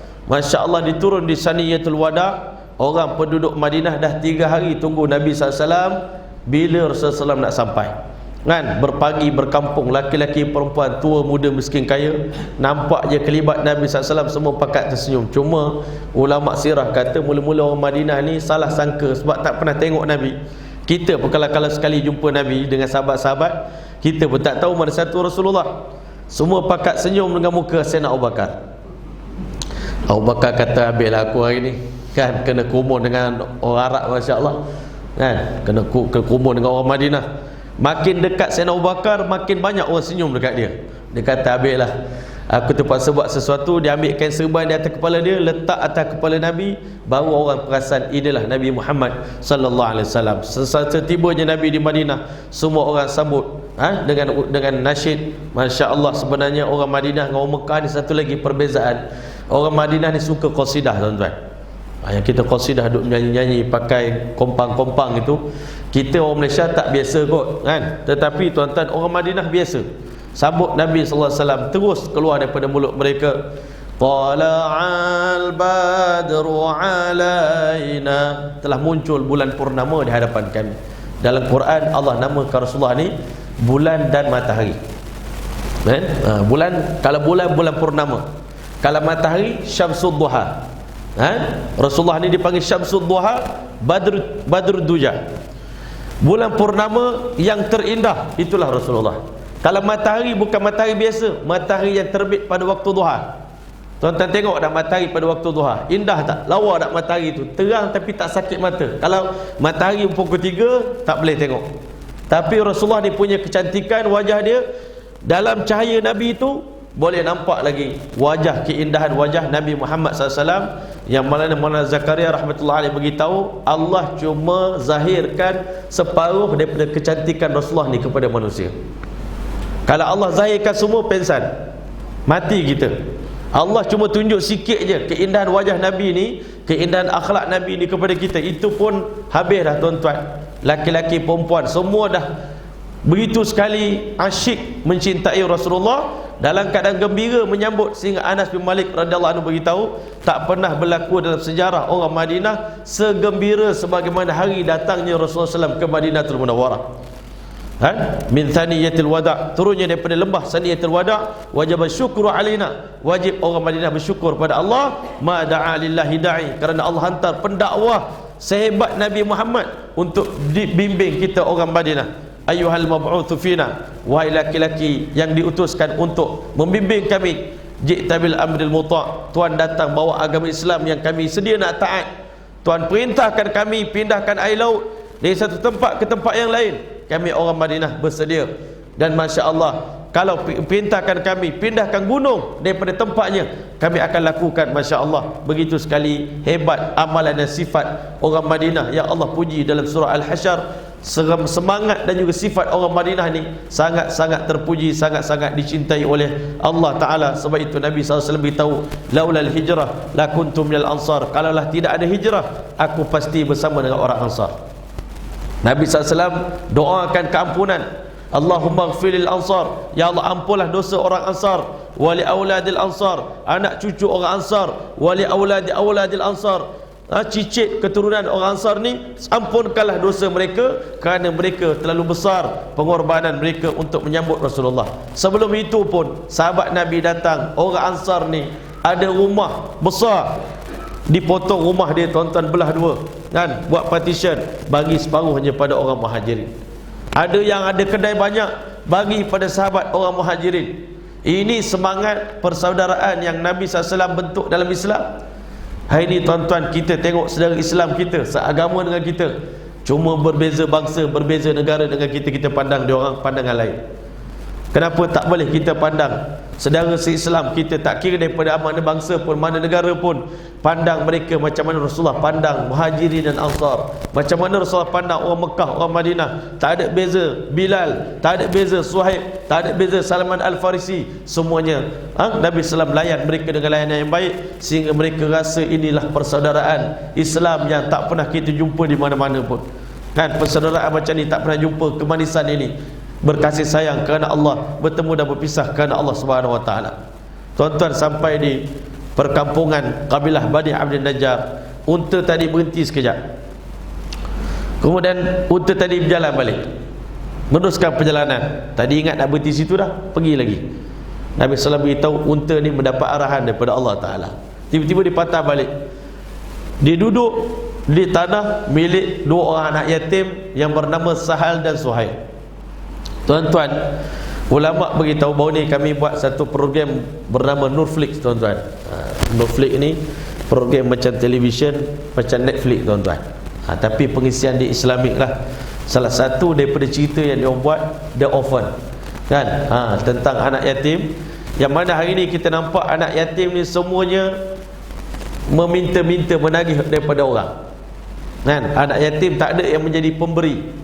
Tetapi kalau kita jadi seperti anak yatim yang ada di Malaysia sekarang ni, di tempat kita ni, seperti anak yatim Sahal dan Suhail ni, tuan-tuan, dia orang bukan menerima, tetapi mereka adalah pemberi kan. Mereka bukan peminta sedekah, tapi pemberi sedekah. Kita nak didik anak yatim sampai jadi macam tu. Sebab Sahal bin Suhail ini telah jualkan tanah mereka ni kepada Nabi SAW. Daripada tanah Sahal dan Suhail itulah dibina Masjid Nabawi pada hari ini. Masjid Nabawi yang kita semayang tu atas tanah Sahal dengan Suhail itulah, tuan-tuan. Yang Raudah itu, tuan-tuan, yang sekarang ni Allah jadikan, Masya Allah, taman syurga itu, itulah tanah milik Sahal dan Suhail. Nabi pula hebat, dia beli barang orang. Kalau kita hari ni tawar sampai menangis tokek kedai, tuan-tuan, tolonglah ustaz, jangan lebih pada ini dah, saya tak untung langsung tadi. Nega ni, nega nak untung juga. Tawar menawar tu sunnah, tapi jangan sampai rugi. Kita sampai menangis tokek kedai tu. Oh, tak apa, saya ni kalau pergi umrah ni saya akan tawar lagi turun sampai dia betul-betul bagi. Memanglah dia bagi, tapi tak happy lah, tuan-tuan.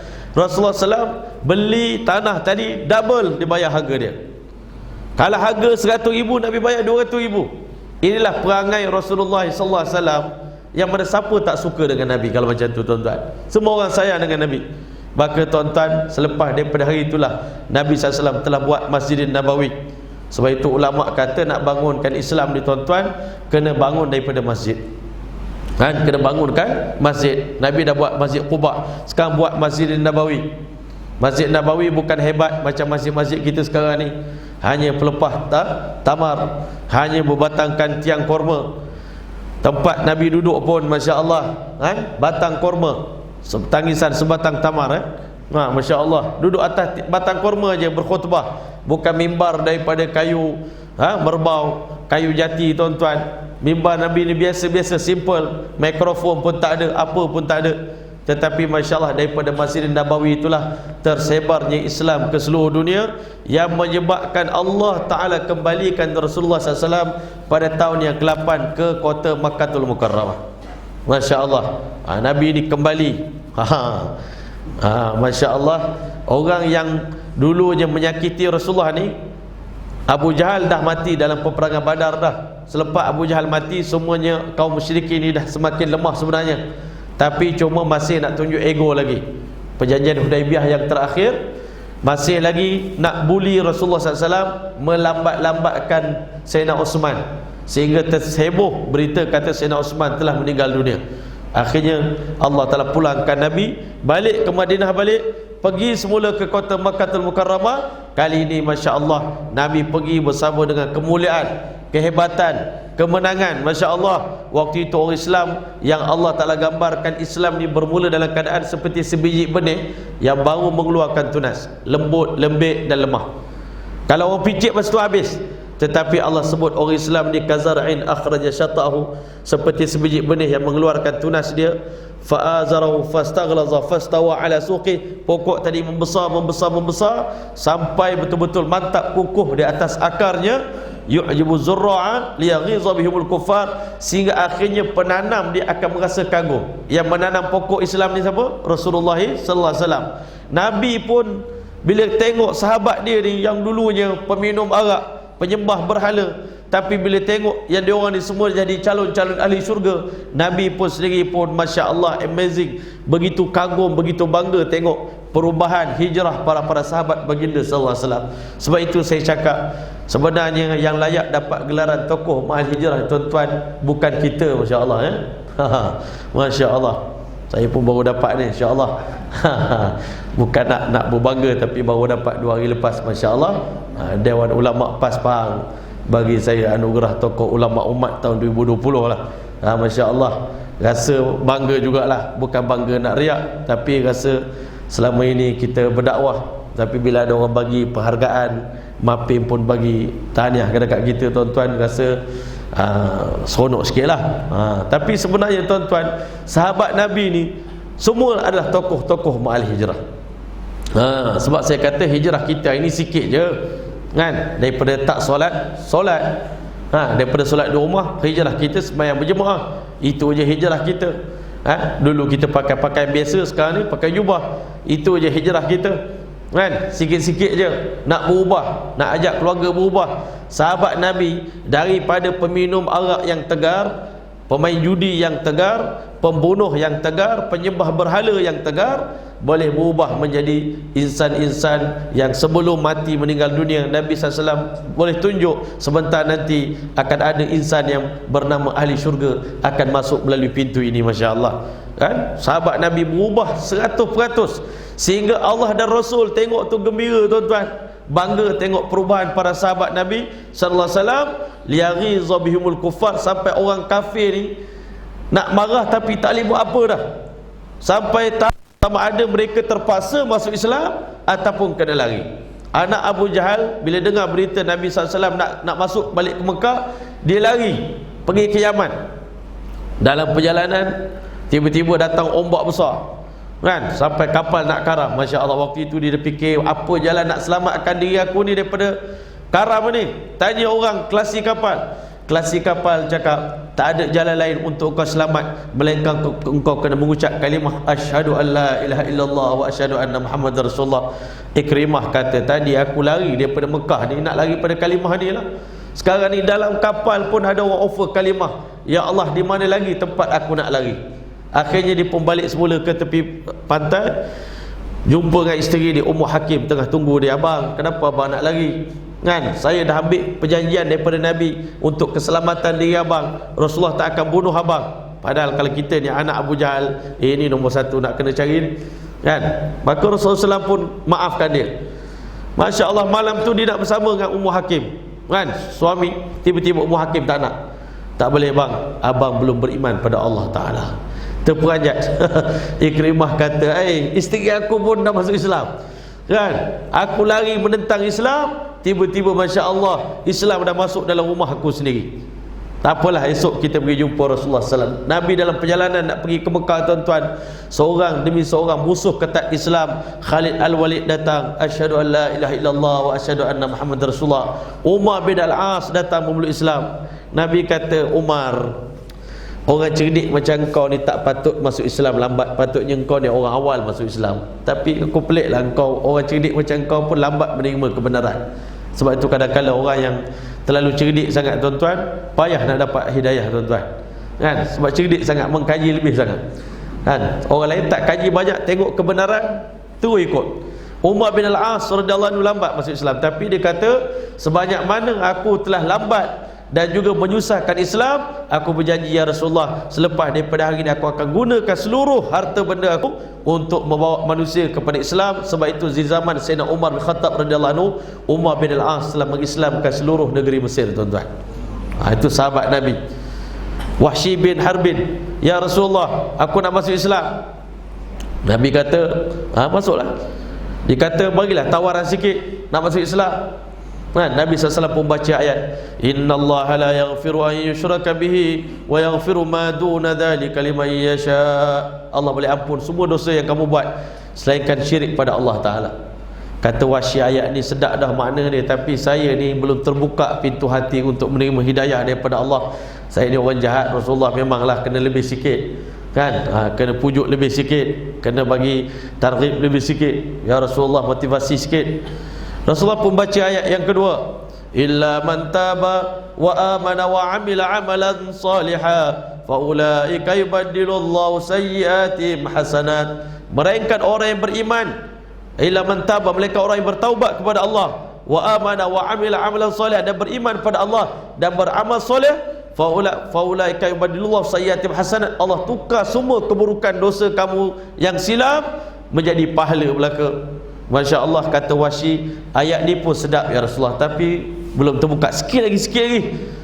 Sahabat Nabi kata, orang macam kau ni dah lah bunuh Sayyidina Hamzah kan, lambat masuk Islam, lepas tu banyak songel minta ayat sana ayat sini, kami dah bagi dalil banyak dah, ke kau nak pedang kan? Sayyidina Umar, ya Rasulullah izinkan aku pancung kepala orang ni kan? Nabi SAW kata sabar sikit lagi, bagi dia peluang. Masya Allah. Nabi baca ayat yang ketiga, wa man taba wa amila salihan fa innahu yatubu ila Allahi mataba. Siapa yang bertaubat, lepas tu buat dosa, ulang lagi dosa, taubat lagi, buat dosa lagi, taubat lagi, berulang-ulang kali sampai mati, tetap dosanya masih diampun oleh Allah Ta'ala. Hari ni kadang-kadang kita nak ajak orang hijrah, boleh, tapi kau sekali taubat je, lepas tu tak boleh dah, ulang-ulang tak boleh. Memang itulah sepatutnya taubatan nasuha. Tapi untuk orang yang dah lama duduk dalam maksiat ni, tuan-tuan, bagilah peluang dekat dia. Tak apalah, sikit-sikit lah kau berubah, lepas tu kau buat dosa, kau taubat lagi kan, minta ampun dengan Allah. Asalkan kau sungguh-sungguh, pasti Allah telah ampunkan dosa. Jangan sekali orang nak berubah, tak boleh main-main taubat, kena betul-betul kan. Orang tu lah sekali lari daripada Islam, tuan-tuan. Nabi SAW pujuk begitu Wahsy, kalau saya bunuh orang lepas ni, tak apa, bertaubat, lepas tu Masya Allah minta ampun dengan Allah Ta'ala, buat baik semula. Masya Allah. Wahsy bin Harbin kata, kalau macam ni longgar sikit, sebab saya ni pembunuh, bekas pembunuh, penjenayah kan. Saya telah melukakan hati Rasulullah SAW, bunuh bapa saudara yang juga merupakan adik susu Nabi SAW, abang susu Nabi SAW. Tuan-tuan, Masya Allah, akhirnya Allah Ta'ala turunkan ayat yang terakhir untuk pujuk Wahsy bin Harbin memeluk agama Islam. Allah Ta'ala firman, qul ya ibadiyalladzina asrafu ala anfusihim la taqnatu min rahmatillah innallaha yaghfiru dhunuba jami'a innahu huwal ghafurur rahim. Allah Ta'ala firman kepada Nabi Muhammad, katakanlah wahai Muhammad kasihku kepada hamba aku yang telah kecewa terhadap diri mereka sendiri, la taqnatu min rahmatillah, jangan putus asa daripada rahmat Allah Ta'ala. Innallaha yaghfiru dhunuba jami'a, Allah boleh ampun, Allah mampu untuk ampunkan seluruh dosa-dosa yang kamu lakukan. Innahu huwal ghafurur rahim, Allah itu maha pengampun, maha penyayang. Sebab itu jangan letak rahmat Allah kepada hati kita, tuan-tuan. Jangan bandingkan rahmat Allah dengan rahmat kita. Itu ayat yang betul. Kalau tidak, tuan-tuan, kita menyempitkan rahmat Allah. Bagi kita ni, orang yang semua berdosa ni, semua tak layak dapat keampunan daripada Allah. Tapi Allah Ta'ala mampu mengampunkan siapa yang dikehendaki, dan Allah boleh pilih siapa untuk memeluk agama Islam. Siapa sangka Wahsy yang telah menyakitkan hati Rasulullah akhirnya menghiburkan hati Nabi. Sebab apa? Akhirnya Musailamatul Kadzab dibunuh oleh Wahsy bin Harbin. Tuan-tuan, orang yang mengaku Nabi, Wahsy lah yang membunuh dia, tuan-tuan. Dulu dia yang nak bunuh Rasulullah SAW. Sekarang dia membunuh orang yang menyakiti hati Rasulullah SAW. Semua masuk Islam. Abu Sufyan masuk Islam, Khalid Al-Walid masuk Islam. Nabi SAW masuk ke dalam kota Mekah, tuan-tuan, dalam mendapat kemenangan daripada Allah Ta'ala. Allah SWT beritahu, inna fatahna laka fatham mubina liyaghfira laka Allah ma taqaddama min dhanbika wa ma ta'akhara wa yutimmu ni'matahu 'alaik wa yahdiyaka siratan mustaqima. Sungguhnya kami bagi kepada kamu Muhammad satu futuhat, satu penaklukan, satu pembukaan yang sangat besar. Tujuan kami bagi kamu dapat fatah Mekah, dapat buka Mekah ni. Setelah dulunya Mekah ni tertutup buat kamu, dulu kamu tak nampak jalan untuk menyebarkan Islam di Mekah. Sekarang ni semua orang degil-degil, semua dah masuk Islam. Tinggal yang kecil-kecil ya tuan-tuan, masya-Allah, yang masih lagi belum beriman pada Allah Subhanahu wa taala. Allah beritahu, liyaghfir lakallahu ma taqaddama min dzambik, kami nak ampunkan kesalahan kamu, wa yutimmu ni'matahu 'alaik, kami nak sempurnakan nikmat kami ke atas kamu wahai Muhammad, wa yahdiyaka siratan mustaqima, kami akan pimpin kamu ke jalan yang lurus, wa yansurakallahu nasran aziza, Allah telah akan bantu kamu dengan bantuan yang sangat hebat. Nabi SAW masuk ke Mekah, masya-Allah, dalam keadaan sangat-sangat tawaduk, tuan-tuan. Inilah orang Islam bila menang, tuan-tuan. Kalau orang kafir dia menakluki satu-satu negara, Allah Ta'ala ceritakan sifat mereka apa, tuan-tuan? Innal muluka idza dakhalu qaryatan afsaduha wa ja'alu a'izzata ahli adillah wa kadzalika yaf'alun. Kata Puteri Balqis kepada tentera dia yang nak ajak berlawan dengan Nabi Sulaiman, dia kata innal muluk, resam raja-raja ni di dunia ni, empire besar ni, bila dia masuk mana-mana negara kecil, afsaduha, dia akan rosakkan negara itu. Kan, waja'alu a'izzata ahli adillah, dia akan jadikan penghuni negara yang dulunya mulia, datuk-datuk, kerabat-kerabat, semua tu akan jadi orang hina. Wa kadzalika yaf'alun, itulah yang mereka lakukan. Tapi Islam masuk mana-mana negara, Nabi pesan orang tua jangan bunuh, orang dhaif, mustad'afin jangan bunuh, kanak-kanak, orang perempuan jangan bunuh, rumah mereka jangan dibakar, pokok-pokok kayu jangan ditebang. Nabi ni ajar kita orang Islam masuk menakluki mana negara pun dengan adab dan akhlak, kan? Jadi orang kafir ni tengok apa beza orang Islam dengan orang bukan Islam.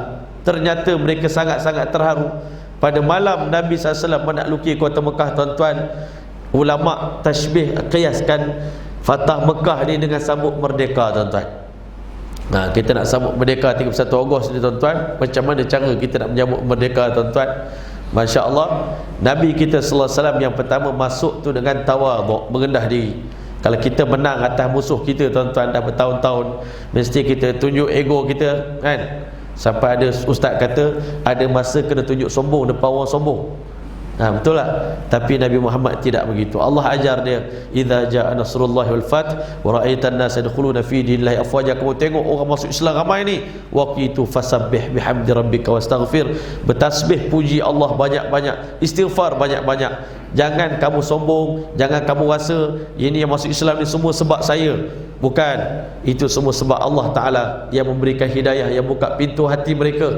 Nabi masuk dalam Mekah dalam keadaan menangis, Nabi istighfar, Nabi taubat, minta ampun pada Allah, Nabi puji Allah, la ilaha illallah wahdah, sadaqa wa'dah, wa nasara abdah, wa azza jundahu, wa hazamal ahzaba wahdah. Hanya Allah saja yang bagi hidayah kepada mereka, aku tak buat apa-apa pun. Ini sifat Rasulullah. Ribu-ribu orang masuk Islam, dia kata dia tak buat apa-apa. Kita hari ini seorang pun tak masuk Islam lagi di tangan kita. Kita rasa kita dah besar jasa pada Islam. Rasa itu saya buat, ini saya buat, itu saya buat, ini saya buat. Tuan-tuan, kita tak buat apa pun lagi. Sahabat Nabi juta-juta orang masuk Islam. Negara Mesir, Umar bin Al-As radhiyallahu anhu, Uqbah bin Nafi', 3 negara Islam kan. Morocco, Tunisia, Algeria. Tuan-tuan pun rasa tak buat apa-apa lagi untuk Islam. Tuan-tuan yang mulia, Nabi SAW mengatakan dia tak buat apa-apa. Sayyidina Umar pun masuk dalam Mekah, hati-hati, semua musyrikin. Ingat dulu kau dah hina kami, kau halau kami, hari ini kami akan balas apa yang kamu buat pada kami. Nabi panggil Sayyidina Umar, wahai Umar, apa yang kau dah buat ni? Jangan sakitkan hati orang, jangan takut-takutkan orang, kan? Kisah ni dihantar oleh Allah untuk bagi rahmat pada manusia, bagi harapan pada manusia. Jangan cakap kata-kata yang menyakitkan hati mereka. Kita kena tunjukkan akhlak kita, sifat kita. Hari ini kata baginda SAW, aku ulangi kata-kata Nabi Allah Yusuf AS. Nabi Yusuf AS, masa abang dia mengaku silap depan dia waktu itu, Masya Allah, Nabi Yusuf AS beritahu, la tasriba alaikumul yaum, hari ini tak akan keluar sedikit pun kata-kata buruk untuk memaki hamun abang-abang yang pernah halau saya, campak saya dalam telaga. Saya akan beritahu yaghfirullahu lakum, semoga Allah mengampunkan dosa-dosa abang, insya-Allah. Innahu may yattaqi wasbir fa innallaha la yudhi'u ajral muhsinin. Siapa yang bertakwa dan bersabar, Allah tak akan pernah sia-siakan amalan mereka. Akhirnya Nabi sallallahu alaihi wasallam masa tengok sahabat Nabi rampas kunci daripada Uthman bin Talha, Nabi kata pulang balik kunci itu. Dia adalah penjaga bagi Kaabah ini, keturunan dia sampai sekarang tuan-tuan, penjaga kunci Kaabah, Masya Allah, Bani Syaiban. Tuan-tuan mulia, Masya Allah, Nabi SAW pun masuk dalam Kaabah, sembahyang 2 rakaat, keluarkan semua benda-benda berhala-berhala daripada Kaabah tuan-tuan. Gambar-gambar Nabi Ibrahim, gambar Nabi Ismail dikeluarkan, azlam, tempat tilik nasib dikeluarkan, maka dibersihkan semua, diruntuhkan semua berhala, 360 berhala. Pada malam itu Kaabah disucikan oleh Allah Subhanahu Wa Taala. Kaum musyrikin mengintai daripada dinding rumah mereka apa orang Islam buat bila orang Islam menang, bagaimana mereka meraihkan kemenangan mereka. Hari ini tuan-tuan, merdeka, yang hilang nyawa kita punya nenek moyang kita. Kampung saya Pulau Tawak, kampung Mak Kilau, Masya Allah, macam mana Hakim Mak Kilau berkorban, hijrah daripada kampung ke kampung kerana British nak bunuh dia. Tapi sekarang ni hari merdeka, ada ke tidak anak cucu pergi ucap terima kasih pada Hakim Mak Kilau tuan-tuan di kubur dia? Hari merdeka ada tak kita pergi kubur pahlawan-pahlawan, kan? Tok Janggut, Mak Kilau, Masya Allah, Tok Gajah di Pasir Raja sana, di dekat Dongon sana, dia punya kubur dia tuan-tuan. Tak ada orang ambil tahu pun, kan? Dalam hutan sana tuan-tuan, tak ada orang ambil tahu pun. Sedangkan Masya Allah, pengorbanan mereka, mereka yang berkorban nyawa tuan-tuan, kan? Pakcik saya Wan Ali, dia pun meninggal dunia juga, dibunuh, diarak dia punya jenazah dia oleh British tuan-tuan, kan? Tetapi tuan-tuan, hari ini anak cucu yang mengecap kemerdekaan, apa yang kita buat, bagaimana kita sambut merdeka dengan macam-macam hiburan. Masya Allah, saya dulu tahun baru pergi dekat satu tempat tuan-tuan, kita baru bagi tazkirah belum pukul 12, pukul 1 dah kena tangkap dah dengan Jabatan Agama. Masya Allah, Ustaz tolong bagi sikit motivasi budak dua ni, duduk dalam kereta berdua-duaan. Masya Allah, tak ada apa-apa lagi menyambut kemerdekaan dan kemenangan dengan cara yang tak betul tuan-tuan. Sedangkan Nabi SAW dengan para sahabat, malam merdeka solat tahajud, malam merdeka tetap berdoakan hidayah, sampai menitik air mata kaum musyrikin ni di kelopak mata mereka, di pipi mereka. Ya Allah, betapa indahnya Islam. Rupanya mereka ni selama ini bergaduh dengan kami halau mereka, kami buat macam-macam dekat mereka. Rupanya dalam keadaan mereka dah menang, boleh menguasai kami, mereka masih mendoakan hidayah untuk kami semua. Tersentuh hati mereka sehingga menyebabkan keesokan hari semua orang Mekah keluar daripada rumah masing-masing, duduk bersyahadah depan Nabi SAW beramai-ramai untuk beriman pada Allah Ta'ala. Demikianlah keadaan Nabi kita sallallahu alaihi wasallam. Maka waktu itulah Allah turunkan 2 ayat. Yang pertama, idza jaa nasrullahi wal fath. Yang kedua, al yauma akmaltu lakum dinakum wa atmamtu alaikum ni'mati wa raditu lakum al-islam madina. Bila turun ayat ini, semua sahabat bergembira, melainkan satu orang saja yang menangis. Yang menangis itulah Sayyidina Abu Bakar As-Siddiq radhiyallahu anhu. Semua orang pelik, Abu Bakar, engkau ni orang paling pelik sekali. Hari gembira, kenapa engkau menangis? Abu Bakar beritahu, apa pandangan kalian bila satu orang menghantar satu orang yang lain menjadi utusan, dan utusan tadi dalam menyempurnakan dia punya tugas dia, tanggungjawab dia, maka tibalah waktu utusan tadi akan dipanggil pulang. Pada hemat saya, tak lama lagi daripada hari ini Rasulullah SAW akan dipanggil pulang, menuju Allah SWT, bertemu dengan Allah SWT. Abu Bakar menangis. Baru sahabat Nabi faham betapa tingginya faqah, kefakihan Sayyidina Abu Bakar As-Siddiq radhiyallahu anhu. Kita baca ayat kemenangan, tapi Abu Bakar membaca bahawasanya Nabi SAW akan meninggalkan kita buat selama-lamanya. Sebab itulah tuan-tuan yang dirahmati oleh Allah, selepas Nabi wafat, agama Islam telah disebarkan oleh para sahabat dengan hijrah mereka lebih besar, lebih jauh lagi, sehingga akhirnya Masya Allah Islam telah tersebar di 2/3 dunia, dan hari ini Islam kembali ke zaman kita. Hari ini Allah Ta'ala nak tengok apa yang kita buat dengan Islam, yang kita ada, yang kita nikmati pada hari ini, apa sumbangan kita, apa pengorbanan kita. Kalau orang dulu telah korban banyak, Allah tanya kita dalam Quran, am hasibtum an tadkhulul jannah, apakah kamu sangka begitu mudah nak masuk syurga? Walam ya'tikum masalul ladzina khalu min qablikum, padahal kamu tak pernah rasa secebis, sekelumit daripada susah payah orang dulu untuk agama. Masathumul ba'sa wadh-dharra, mereka ditimpa dengan susah payah, kelaparan, kemiskinan, dihalau, ditindas, dibunuh, masya-Allah, wazulzilu, kaki mereka digoncangkan di atas maksud agama, hatta yaqula rasul walladzina amanu ma'ahu mata nasrullah, sampai ada kala Nabi dengan orang beriman bertanya-tanya dan berdoa, ya Allah, bila nak datang pertolonganmu ya Allah, kerana dah terlalu berat sangat ujian yang menimpa mereka. Satu hari sekumpulan sahabat datang jumpa Rasulullah. Saya nak tutup dah ni tuan-tuan. Ya Rasulullah, kan kita dah begitu terlalu menderita, kita dah terlalu lapar, kita telah terlalu susah ni untuk sebarkan Islam. Bila agaknya Allah telah nak datangkan, segerakan pertolongan dia nak datang untuk bantu kita orang Islam ni. Kita agama yang benar, kenapa susah sangat nak tersebar? Maka kata baginda SAW, wahai sahabatku, dengar cerita baik-baik. Sesungguhnya dia umat-umat terdahulu sebelum kita, mereka menyebarkan Islam. Ada di antara mereka yang digergaji dengan gergaji sampai terbelah dua badan mereka, tetapi mereka masih istiqamah dengan agama, masih istiqamah dengan menyebarkan Islam. Ada di antara mereka yang disikat dengan sikat besi sehingga tanggal daging, yang tinggal hanyalah tulang dan juga urat di badan mereka, tetapi mereka masih istiqamah dengan agama. Walakinnakum tasta'jilun, tetapi kamu hari ini gelojoh sangat nak mencapai kemenangan, padahal pengorbanan yang kamu buat untuk agama tak terlalu hebat pun. Jadi sebab itu tuan-tuan, dalam keadaan COVID-19 ini tuan-tuan, jangan kita lemahkan semangat kita, tetapi insya-Allah semangat perjuangan kita sepatutnya semakin membara.